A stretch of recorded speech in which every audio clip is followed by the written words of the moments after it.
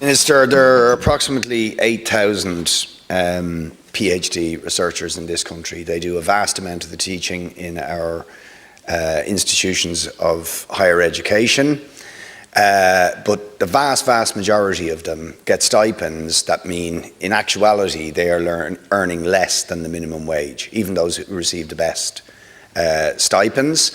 That compares, for example, with the Nordic countries, where they get up to €50,000 as a starting point.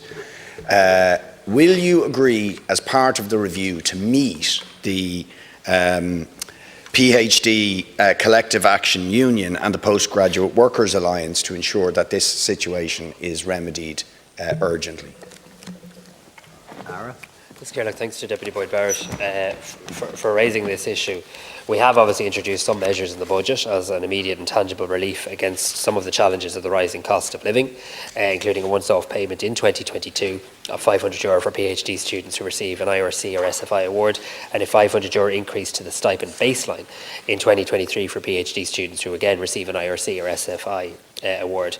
PhD students may, and also in certain circumstances, qualify for support from SUSI, the state's student grant support scheme. But I do agree that we need to do a lot better and that we need to do an awful lot more to support PhD students, and also actually to support Ireland, because I think this is in both our social and economic well-being into the future. For that reason, and having heard very clearly from PhD researchers, I have commissioned a national review of all state supports for PhD researchers. In this regard, I was pleased to recently appoint Dr. Andrea Johnson and David Cagney as external co-chairs for the review. The scope of the review looks at a whole range of issues: current PhD researcher supports, including financial supports, the adequacy, consistency and equity of current arrangements across research funders and higher education institutions, including equity and welfare considerations, the status of PhD researchers. There's always a debate and a discussion: should they be students, should they be employees, including a review of international comparators and models, graduate outcomes for PhD graduates, including the benefits to the researcher, visa requirements and duration for non-EU students and their spouses. That comes up quite a bit. The review, informed by a robust evidence base, will be completed in early 2023. The review will look at issues of adequacy. It will of course take account of costs and other issues, such as the exemption of the PhD stipend from income tax. A list of the stakeholders that will be consulted as part of the review has not yet been agreed, but though the review will be open to everybody, including the public, to make submissions.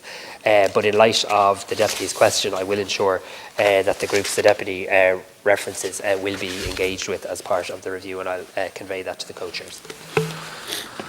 Okay, well, I appreciate that, and I think they would appreciate meeting yourself, Minister, to ensure that, because whilst the opportunity for them to submit is important, the end game is the critical thing here.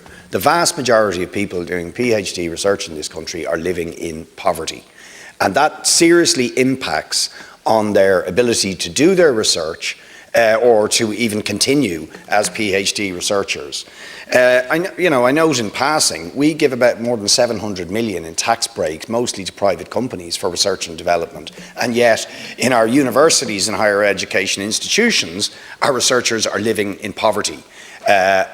In most cases, earning less than the minimum wage, huge discrimination against non-EU PhDs, many of them doing unpaid teaching, not being treated as workers when they clearly are workers, without whom many of our higher education institutions simply wouldn't function, and yet they are either not paid or paid below the minimum wage, and they need to be treated as workers. There's no question about it, as they are elsewhere. They need to be treated as employees with collective bargaining rights, with sick pay, with all the things, because that's what they are doing. They are working in our universities, they are teaching our undergraduates, and we should be seeing how important they are when you look at the skills shortages that we have and the need for us, if you like, to be at the cutting edge of research and development rather than forcing many of them, most of them, to live in poverty.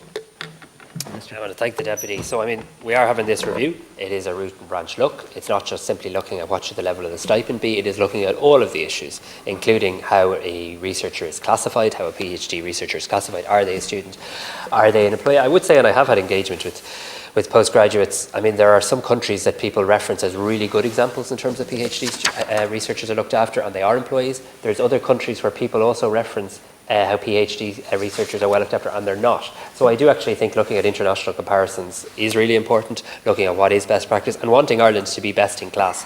That I do share. I should also say to the Deputy that next year we will bring, for the very first time, a standalone research bill through the Oireachtas, a national research bill that will obviously go through pre-legislative scrutiny and the likes as well. So there'll be an opportunity in legislation to tease through the whole research ecosystem and how everyone interacts with it. But I do believe the review is the best way for people to make their views. It's not an in-house review, it's an external review. I think the terms of reference are comprehensive, and the first task of the reviewers is to engage directly with PhD researchers.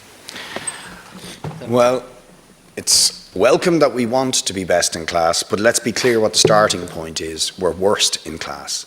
The average PhD pay in Europe is €32,000.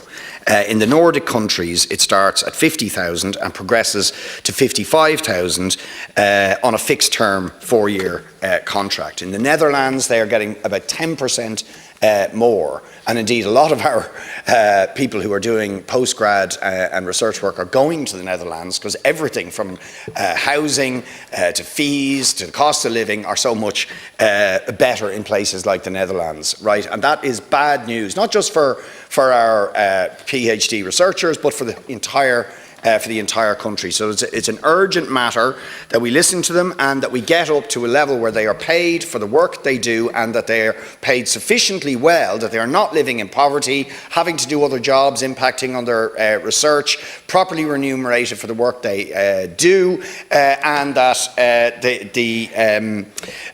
they are not living in poverty. And so we have a hell of a long way to go, and of course they are affected up by all the other issues like housing, the cost of living. That's a serious, many of them have families, and they are living on absolute below the minimum wage, the majority of our PhD researchers. It's just an outrageous situation, quite frankly, Minister. Well, I mean, what we can certainly agree on is retaining and recruiting the best talent into our country is key. It's key to our future economic and social well-being.